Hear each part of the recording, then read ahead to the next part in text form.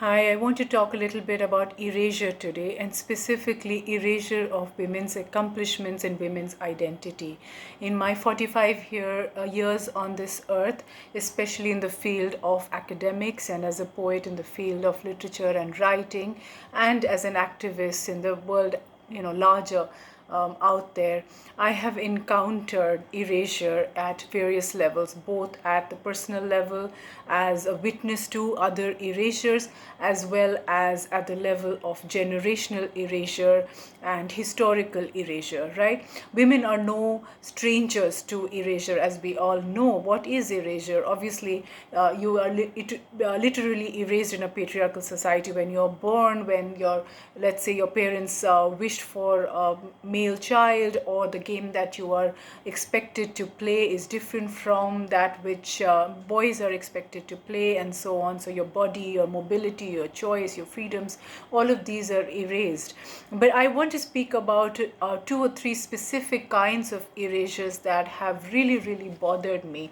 One is as a part of syllabi committees, and as an academician who has been trying to build syllabi here and there, it angers me and it bothers me that there are still so many people who do not wish to see women's work, even though women have been writing and have been inventing and have been speaking and fighting and shaping the world as we see it for years altogether. We still do not find it in us to be aware when we are drafting or creating, let's say, syllabi or creating coursework and so on, to include women's voices as a choice.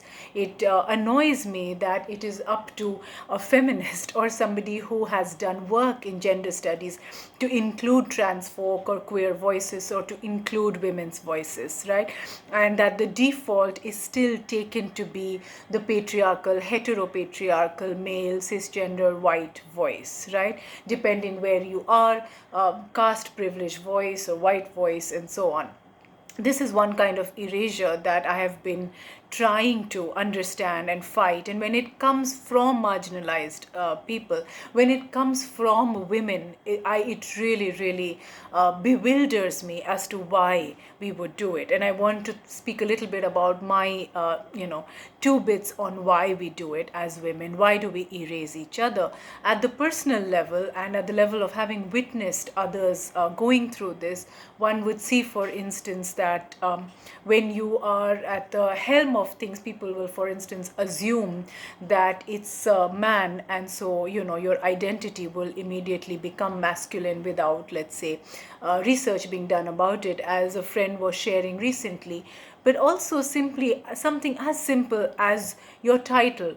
Let's say Dr. Sonali Patnaik, and then many of you, that's my name, many of you would have known that I have fought and taken a stance about this at several places where people have refused to, or made it difficult, or deliberately erased my title.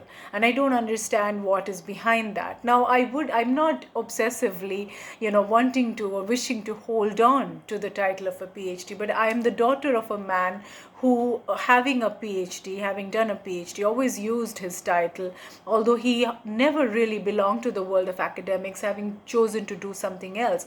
But as a man, I have never seen anyone refer to him as anything other than what he wanted to be called, that is, Dr. So and so. But as a woman, despite wanting to be called this and being in the field of academics and literature and a writer, I will often find that my title is erased. My identity is erased, my accomplishments are erased, and sometimes my entire name is erased. I will not mention what or whom, because that's not important here.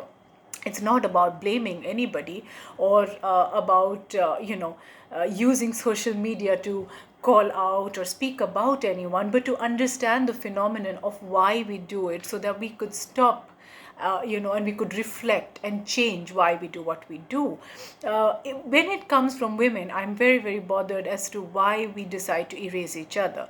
Having said this, I want to say that I am so immensely grateful to women colleagues and friends and peers who have given me space, who have given me support, who have honored my work, who have celebrated, just like I celebrate their work, celebrated with me my work and me. I would not know where to be today without them. This is not about them. And this is not about saying that that kind of female to female solidarity does not exist. It very much exists today. And I think that is what has brought this world to a better place, and hopefully will take it to a better place. But I'm asking questions of those women who do choose to do it, who do choose to participate in this patriarchal charade of erasing women, their accomplishments, their titles, and their histories. Why do you do it? Luz Irigaray, a French feminist, her work comes to mind here. Irigaray's essay, particularly, which is called When the Goods Get Together, is something that I return to again and again. And what Irigaray says is that in a patriarchal society, the trade, the exchange, the currency is between men. Women are simply tokens or signs, or better still, objects or goods that are basically exchanged among men. And so what this means is that we have to sort of play by the rules that men have created. We have to see objectify ourselves. We have to see ourselves as tokens of exchange. We have to see ourselves as goods. When goods see themselves as goods, when women see themselves as not individuals, they are threatened by other individuals' successes, right? Because what happens in a capitalist market, what happens in, when a capitalist market, there is trade between goods. One good will always be competing with the other, right? If goods had lives, even if when they're controlled by the market itself, and they're controlled by companies, and let's say even metaphorically and symbolically, if goods had lives, they would be basically seeing each other as competition. So if women are seen as goods in a marketplace, then definitely it stands to reason that they would feel threatened by another's accomplishment, and it would take them nothing to erase a title, or erase a reality, or erase someone's identity, or erase their name, right? I have been, for instance, a part of an entire talk where, when it has been spoken and it has been very, very successful, I have basically delivered that talk, and I've put in all my hard work, my knowledge and expertise, and it has been a wonderful success. And when that talk has been advertised or spoken about or promoted after, it has been done as though it is simply part of a larger establishment, rather than the credit being given to me. I was shocked when this happened. I no longer am, because I have seen so much of this happen. I am shocked when women, for instance, do this, where they erase each other's, as I said, name, or diminish each other, and not identify or call people by their identities or their names. We do that to trans folk often. We do that to each other often as women. Is it because we see ourselves as goods competing in a capitalist market? Is that what capitalism does, and in cohort with heteropatriarchy, right? Where our worth is seen as something that can be saleable, marketable, commodifiable, and hence we are in competition to each other.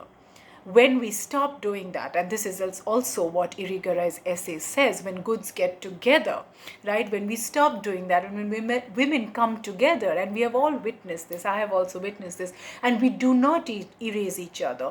We identify and celebrate each other's accomplishments and titles and histories and awards and sense of being, and our voices and our past and our histories, right? Basically, when we call each other by our names, what we want to be called as, that's when we escape, and we get outside of that, and we disrupt that chain of good circulating amongst women. We disrupt patriarchy, right? And that's when the light appears, as it were, in the darkness. My poem is called Only Light. It's a short poem, and it speaks to this rage that I have on being erased over and over again, and erased especially by women who should be supporting me as I support them, who should be in solidarity with each other at all times, in writing, in our voices, in our gestures, in all that we do.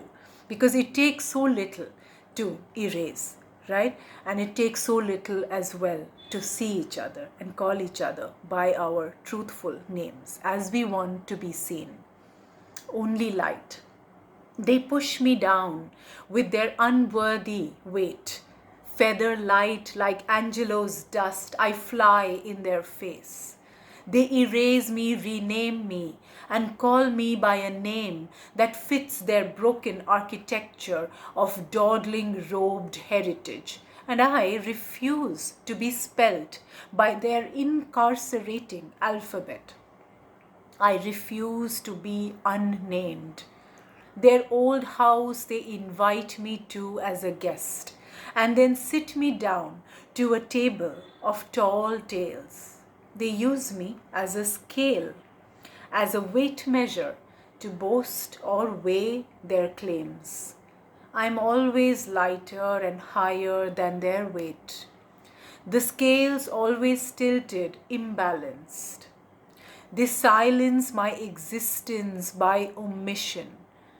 I need not speak a word, for words are my very bones. They move for me, they move me.